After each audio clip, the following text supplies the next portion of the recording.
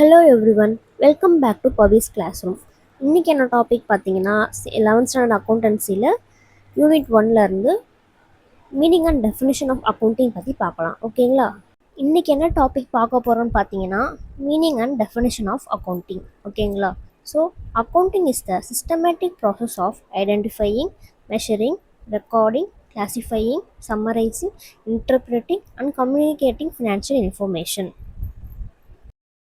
இந்த பாயிண்டில் என்ன சொல்கிறாங்க பார்த்தீங்கன்னா அக்கௌண்டிங் இஸ் த சிஸ்டமேட்டிக் ப்ராசஸ்னு சொல்கிறாங்க. விச் மீன்ஸ் அக்கௌண்டிங்னா பிஸ்னஸில் நடக்கிற ஃபினான்ஷியல் டிரான்சாக்ஷன்ஸை சிஸ்டமேட்டிக்காக ஹேண்டில் பண்ணுற ப்ராசஸ்னு சொல்கிறாங்க. இதில் பார்த்தீங்கன்னா 7 ஸ்டெப்ஸ் இருக்குது. ஓகேங்களா? 7 ஸ்டெப்ஸ் நடக்கும்னு சொல்கிறாங்க. இந்த 7 ஸ்டெப்ஸ் என்னென்னு பார்த்தீங்கன்னா first one identifying, second measuring, third one recording, fourth one classifying, fifth summarizing, sixth interpreting, seventh communicating. இதெல்லாம் இந்த 7 ஸ்டெப்ஸும் சேர்ந்து தான் அக்கௌண்டிங் ப்ராசஸ்னு சொல்லுவாங்க. ஓகேவா? இந்த 7 ஸ்டெப்ஸும் டீட்டெயிலாக என்னென்னு பார்க்கலாம். ஃபஸ்ட்டு பார்த்தீங்கன்னா ஐடென்டிஃபை ஃபினான்ஷியல் டிரான்சாக்ஷன்ஸ், அதாவது ஃபினான்ஷியல் டிரான்சாக்ஷன்ஸை ஐடென்டிஃபை பண்ணுவோம். அதாவது என்னென்ன ஃபினான்ஷியல் டிரான்சாக்ஷன், அதாவது பணம் மூலமாக என்னென்ன டிரான்சாக்ஷன் பண்ணியிருக்கோன்றதை ஐடென்டிஃபை பண்ணி வச்சுப்போம். ஃபர்ஸ்ட் வந்து இப்போ சப்போஸ் வந்து சேல்ஸ் ஆயிருக்கா, இல்லை பர்ச்சேஸ் பண்ணியிருக்கோமா, இல்லை பணம் ரிசீவ் ஆயிருக்கா, இல்லை பணம் நம்ம பே பண்ணியிருக்கோமா, இந்த மாதிரி பணம் மூலமாக என்னென்ன டிரான்சாக்ஷன் நடந்திருக்குன்றதை ஃபஸ்ட்டு ஐடென்டிஃபை பண்ணுவோம். செகண்ட் ஒன் பார்த்தீங்கன்னா measuring the value of transactions, அதாவது டிரான்சாக்ஷனோட வேல்யூ, அதாவது எவ்வளோ அமௌண்ட்டுக்கு நம்ம வந்து பர்ச்சேஸ் பண்ணியிருக்கோம் இல்லை சேல்ஸ் பண்ணியிருக்கோன்றதை மெஷர் பண்ணுவோம். ஓகேங்களா? சப்போஸ் ஃபார் எக்ஸாம்பிள் பார்த்தீங்கன்னா பர்ச்சேஸ் கூட்ஸ் ஃபார் 10,000, நெக்ஸ்ட் வந்து சோல்டு கூட்ஸ் ஃபார் 15,000, அதாவது இவ்வளோ அமௌண்ட்டுக்கு நம்ம பர்ச்சேஸ் பண்ணியிருக்கோம், இவ்வளோ அமௌண்ட்டுக்கு நம்ம சேல்ஸ் பண்ணியிருக்கோன்றதை மெஷர் பண்ணி வைக்கணும். தேர்ட் ஸ்டெப் பார்த்தீங்கன்னா recording the transaction in Journal, அதாவது நம்ம இப்போ டிரான்சாக்ஷன் பண்ணியிருக்கோம் இல்லையா, அதை வந்து ஜேர்னலில் ரெக்கார்ட் பண்ணுவோம். எப்படி ரெக்கார்ட் பண்ணுவோன்னு பார்த்தீங்கன்னா இப்போ ஒரு கூட்ஸ் பர்ச்சேஸ் பண்ணியிருக்கோம், ஸோ யார்கிட்டேருந்து பர்ச்சேஸ் பண்ணுறோம், கேஷ் யாருக்கு நம்ம கொடுத்துருக்கோம், ஸோ இந்த மாதிரியான டீட்டெயில்ஸ் எல்லாமே ஜேர்னல் மூலமாக நம்ம ரெக்கார்ட் பண்ணி வச்சுப்போம். ஓகேவா? இதுதான் தேர்ட் ஸ்டெப். ஃபோர்த் ஸ்டெப் பார்த்தீங்கன்னா கிளாசிஃபை த ரெக்கார்டிங் டிரான்சாக்ஷன்ஸ் இன்டு லெஜர், அதாவது ஜேர்னல்லேருந்து லெஜருக்கு. ஓகேவா? இப்போ நம்ம வந்து ஜேர்னலில் ஒரு என்ட்ரி போட்டு வச்சுருப்போம், அதை வந்து அப்படியே லெஜருக்கு ட்ரான்ஸ்ஃபர் பண்ணி 2 அக்கௌண்ட்டாக கிளாஸிஃபை பண்ணி நம்ம ரெக்கார்ட் பண்ணுவோம். அதுதான் ஜேர்னல் டு லெஜர். ஓகேங்களா? இப்போ சப்போஸ் வந்து purchase account டெப்டார் to cash account நம்ம ஜேர்னல் என்ட்ரி போட்டு வச்சுருக்கோம். இப்போ பர்ச்சேஸ் அக்கௌண்ட்டுக்கு ஒரு அக்கௌண்ட்டும் கேஷ் அக்கௌண்ட்டுக்கு ஒரு அக்கௌண்ட்டும் க்ரியேட் பண்ணி லெஜரில் என்ட்ரி போடுவோம். இதுதான் வந்து கிளாசிஃபையிங். நெக்ஸ்ட் ஸ்டெப் பார்த்தீங்கன்னா சம்மரைசிங், அதாவது preparing trial balance and final accounts. நம்ம ஜேர்னல்லேருந்து லெஜருக்கு ட்ரான்ஸ்ஃபர் பண்ணி ரெக்கார்ட் பண்ணியிருக்க அமௌண்ட் எல்லாமே கேல்குலேட் பண்ணி நம்ம ட்ரையல் பேலன்ஸ்லேயும் ஃபைனல் அக்கௌண்ட்ஸ்லேயும் ப்ரிப்பேர் பண்ணுவோம். நெக்ஸ்ட் ஸ்டெப்பு இன்டர்பிரட்டிங், அதாவது analyse profit, loss and financial position of the business, அதாவது ஃபைனல் அக்கௌண்ட்ஸ் ப்ரிப்பேர் பண்ணி அதில் ப்ராஃபிட் எவ்வளோ ஆயிருக்கு, இல்லை லாஸ் ஆயிருக்கா, இல்லை ஃபினான்ஷியல் பொசிஷன் எப்படி இருக்குது, இதெல்லாமே அனலைஸ் பண்ணி பார்ப்போம். ஃபைனல் ஸ்டெப் பார்த்தீங்கன்னா communicating, sharing information to owners, investors and other users, அதாவது ஓனர்ஸ், இன்வெஸ்டர்ஸ் அண்ட் அதர் யூசர்ஸ்க்கு ஃபினான்ஷியல் இன்ஃபர்மேஷனை ஷேர் பண்ணுவோம். இப்போ இவ்வளோ லாஸ் ஆயிருக்கு, இவ்வளோ ப்ராஃபிட் ஆயிருக்கு, இந்த ஃபினான்ஷியல் பொசிஷன் இந்த மாதிரி இருக்குது அப்படின்னு சொல்லி எல்லாருக்குமே கம்யூனிகேட் பண்ணுறது, அதில் இருக்க இன்ஃபர்மேஷனை எல்லாருக்குமே ஷேர் பண்ணுவோம். ஓகேங்களா? ஸோ இதெல்லாமே இந்த 7 ஸ்டெப்ஸ் சேர்த்து தான் அக்கௌண்டிங்னு சொல்கிறாங்க. ஸோ சிம்பிளாக சொல்லணுன்னா அக்கௌண்டிங்னா பிஸ்னஸோட ஃபினான்ஷியல் இன்ஃபர்மேஷனை ஐடென்டிஃபை பண்ணி ரெக்கார்ட் பண்ணி சம்மரைஸ் பண்ணி அனலைஸ் பண்ணி யூசர்ஸ்க்கு கம்யூனிகேட் பண்ணுற கம்ப்ளீட் ப்ராசஸ் தான் அக்கௌண்டிங்னு சொல்கிறாங்க. ஓகேங்களா? ஸோ இந்த பாயிண்ட்டை நோட் பண்ணி வச்சுக்கோங்க. Accounting is the systematic process of identifying, measuring, recording, classifying, summarising, interpreting and communicating financial information. So பேசிக்காக இதில் 7 ஸ்டெப்ஸ் இருக்குது. ஸோ அந்த 7 ஸ்டெப்ஸை மட்டும் மறந்துடாதீங்க. இதுக்கு மீனிங் ஆஃப் அக்கௌண்டிங்னு கேட்டாலும் இந்த பாயிண்ட்டை நீங்கள் எழுதலாம் தாராளமாக. ஓகேங்களா?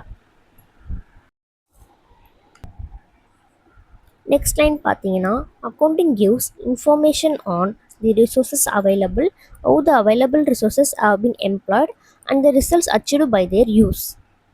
ஸோ இதில் என்ன சொல்கிறாங்கன்னா accounting gives 3 information of business about first point resource available, second point resource employed, third point results achieved. ஓகேவா?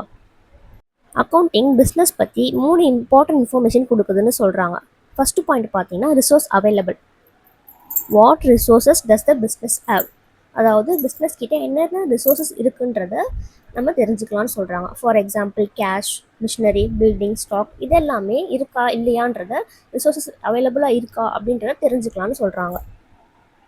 Second information, resources employed. How did they utilize the resources for business? So அவைலபிளாக இருந்த resources வச்சு அந்த business எப்படிலாம் அந்த ரிசோர்ஸஸை use பண்ணியிருக்காங்க அப்படின்றத இன்ஃபர்மேஷனையும் இதுலேருந்து தெரிஞ்சுக்கலாம்னு சொல்கிறாங்க. ஃபார் எக்ஸாம்பிள் பிஸ்னஸ் ஆப்ரேஷனுக்கு அதை அவங்க யூஸ் பண்ணியிருக்காங்களா, இல்லை ப்ரொடக்ஷனுக்கு அதை யூஸ் பண்ணியிருக்காங்களா, இல்லை சேல்ஸுக்கு அதை யூட்டிலைஸ் பண்ணியிருக்காங்களா, இதெல்லாமே இதுலேருந்து தெரிஞ்சுக்கலாம்னு சொல்கிறாங்க. Third information, results achieved. So what was the result of using the resources? அதாவது ரிசோர்ஸ் யூஸ் பண்ணதுனால என்னென்ன ரிசல்ட் வந்திருக்கு அந்த இன்ஃபர்மேஷனை இதில் தெரிஞ்சுக்கலாம். ஃபார் எக்ஸாம்பிள் ப்ராஃபிட் வந்திருக்கா, இல்லை லாஸ் ஆயிருக்கா, இல்லை பிஸ்னஸ் வந்து க்ரோத் ஆயிருக்கா, இந்த இன்ஃபர்மேஷன் எல்லாமே இந்த அக்கௌண்டிங் வச்சு நம்மளால் தெரிஞ்சுக்க முடியும்னு சொல்கிறாங்க. ஸோ சிம்பிளாக சொல்லணுன்னா அக்கௌண்டிங் பிஸ்னஸ் கிட்ட என்ன இருக்குது, அதை எப்படி யூஸ் பண்ணாங்க, அதனால் வந்த ரிசல்ட் என்ன, இந்த மாதிரி இன்ஃபர்மேஷன் எல்லாம் கிளியராக அதுலேருந்து நம்ம தெரிஞ்சுக்கலாம் அப்படின்னு சொல்கிறாங்க. ஓகேங்களா? So accounting provides information about resource available, resource employed and results achieved. Next point, the profit earned or lost incurred during the accounting period, value and nature of assets, liabilities and capital can be ascertained from the information recorded in the accounts. So இதில் என்ன சொல்கிறாங்கன்னா, information from accounting ரெக்கார்ட்ஸ்லேருந்து என்னென்ன information நம்ம இன்னும் என்னென்ன தெரிஞ்சுக்கலாம். First point, know about financial position. அதாவது accounting ரெக்கார்ட்ஸ்லேருந்து பிஸ்னஸோட ஃபினான்ஷியல் பொசிஷனை பற்றி ஈஸியாக தெரிஞ்சுக்கலாம்னு சொல்கிறாங்க. ஸோ அதுலேருந்து நமக்கு profit earned or loss incurred during the accounting period, which is இந்த அக்கௌண்டிங் பீரியடில் பிஸ்னஸ்லேருந்து ப்ராஃபிட் ஏர்ன் பண்ணிச்சா இல்லையா, இல்லைனா லாஸ் ஆச்சா அப்படின்றத விஷயமும் நம்ம தெரிஞ்சுக்கலாம். நெக்ஸ்ட்டு பார்த்தீங்கன்னா பிஸ்னஸோட அசட்ஸோட வேல்யூ என்னன்னு தெரியும். அதாவது கேஷ், பில்டிங், மிஷினரி இதோட value and nature of assets பற்றி டீட்டெயில்ஸும் இதில் தெரியும். Next point, liabilities and capital can be ascertained from the information recorded in accounts. அதாவது liabilities அண்ட் கேபிட்டல் இதெல்லாமே எவ்வளோ இருக்குன்னு இதுலேருந்து நம்ம தெரிஞ்சுக்கலாம். liabilitiesனால் லோன்ஸ், கிரெடிட்டார்ஸ் இது எல்லாமே liabilities வரும். கேபிட்டல்னால் ஓனரோட இன்வெஸ்ட்மெண்ட் எவ்வளோ, இதெல்லாமே நம்ம இந்த அக்கௌண்டிங் ரெக்கார்ட்ஸ்லேருந்து தெரிஞ்சுக்கலாம்னு சொல்கிறாங்க. Overall, accounting records help to ascertain profit or loss, assets, liabilities and capital. சிம்பிளாக சொல்லணும்னா அக்கௌண்டிங் ரெக்கார்ட்ஸ் மூலமாக பிஸ்னஸோட profit or loss, assets, liabilities and capital எல்லாத்தையும் கிளியராக ஐடென்டிஃபை பண்ண முடியும்னு சொல்கிறாங்க. நெக்ஸ்ட் டெஃபினேஷன் ஆஃப் அக்கௌண்டிங் பற்றி பார்க்கலாம். ஓகேவா? இது ரொம்ப இம்பார்ட்டன்ட். ஸோ இந்த பாயிண்ட்ஸ் எல்லாமே நல்லா கவனிச்சுக்கோங்க. According to American Institute of Certified Public Accountants, accounting is the art of recording, classifying, and summarizing in a significant manner and in terms of money, transactions, and events which are in part, at least, of a financial character and interpreting the result thereof. So definition of accounting, அதாவது American institute of certified public accountants, AICPA அப்படின்னு அதோட abbreviation. ஓகேங்களா? இதை note பண்ணிக்கோங்க. So இதில் என்ன சொல்ல வராங்கன்னா, accounting is the art of recording, classifying, summarising and interpreting financial transaction in terms of money. Which means அக்கௌண்டிங்னா ஃபினான்ஷியல் டிரான்சாக்ஷன்ஸை மணி டேர்ம்ஸை record, classify, summarise and interpret பண்ணுற ஒரு ஆர்ட். ஸோ என்ன சொல்ல வராங்கன்னா, பிஸ்னஸில் நடக்கிற மணி ரிலேட்டட் டிரான்சாக்ஷன்ஸ் எல்லாத்தையும் கரெக்டாக மெயின்டைன் பண்ணி அதோட ரிசல்ட் அனலைஸ் பண்ணி யூசர்ஸ்க்கு புரிகிற மாதிரி ப்ரெசென்ட் பண்ணுறது தான் அக்கௌண்டிங் அப்படின்னு சொல்கிறாங்க. So accounting is not just recording, it also help us to understand the financial results of a business. So இது நம்ம ஜஸ்ட் ரெக்கார்ட் பண்ணுறது மட்டும் கிடையாது. ஸோ இதில் இருக்க ஃபினான்ஷியல் ரிசல்ட் என்னன்னு நம்ம புரிஞ்சுக்கணும் அப்படின்றத சொல்கிறாங்க. ஸோ இந்த டெஃபினேஷனை நல்லா புரிஞ்சுக்கோங்க. இந்த டெஃபினேஷனுமே வந்து நம்ம எக்ஸாமில் டெஃபினேஷன் ஆஃப் அக்கௌண்டிங்னு ஒரு கொஷின் கேட்கும்போது நம்ம எழுதலாம். So American institute of certified public அக்கௌண்டன்ஸோட டெஃபினேஷனை நல்லா படிச்சுக்கோங்க. நெக்ஸ்ட்டு செகண்ட் டெஃபினேஷன் பார்க்கலாம். So second definition, American accounting association has defined accounting as the process of identifying, measuring and communicating economic information to permit informed judgments and decision by users of the information.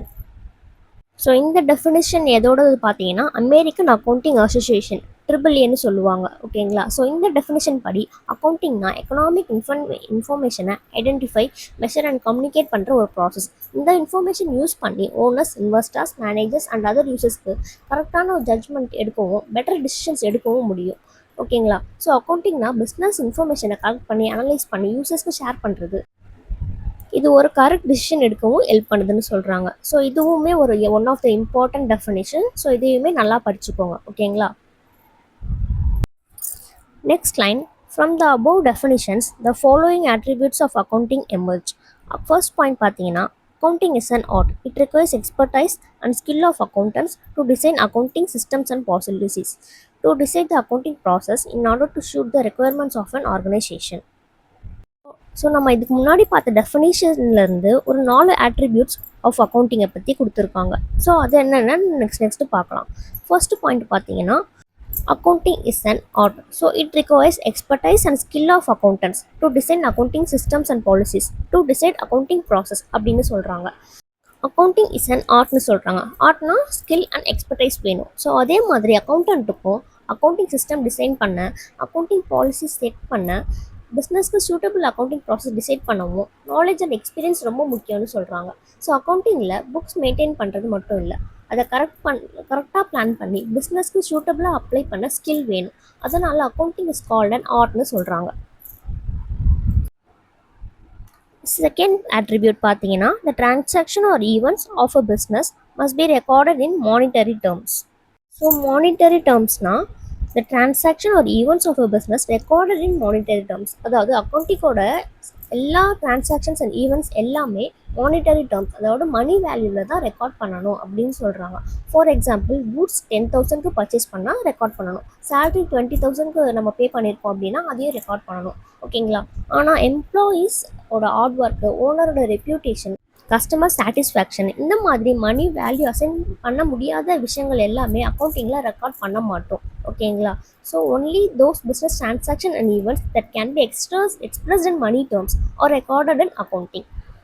Only the money value, not the value of employees' hard work and customer satisfaction.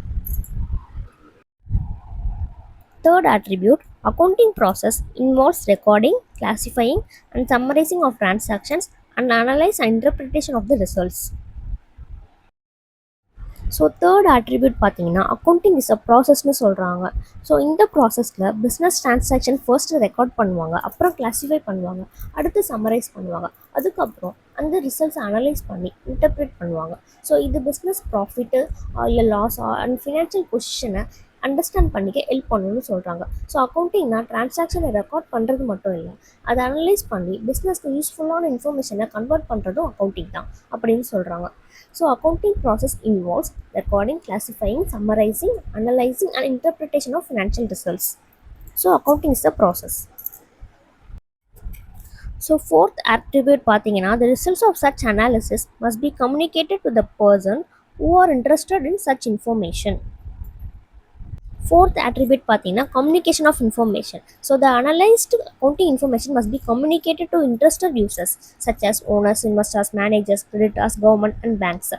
So வந்து என்ன சொல்கிறாங்கன்னா, இந்த accounting information எல்லாமே analyse பண்ணி அது தேவைப்படுற யூசர்ஸ்க்கு நம்ம communicate பண்ணணும்னு சொல்கிறாங்க. இந்த யூசர்ஸ்லாம் யாருன்னு பார்த்தீங்கன்னா, owners, investors, managers, creditors, governments and banks. So இவங்க எல்லாருமே பிஸ்னஸோட ப்ராஃபிட், லாஸ், ஃபினான்ஷியல் பொசிஷனை புரிஞ்சுக்கிட்டு கரெக்டாக டிசிஷன் எடுக்க இந்த இன்ஃபர்மேஷன் யூஸ் பண்ணிப்பாங்க. அக்கௌண்டிங் இன்ஃபர்மேஷன் ப்ரிப்பேர் பண்ணுறது மட்டும் போதாது, அது இன்ட்ரெஸ்டட் பர்சனுக்கு கிளியராக கம்யூனிகேட் பண்ணணும்னு சொல்கிறாங்க.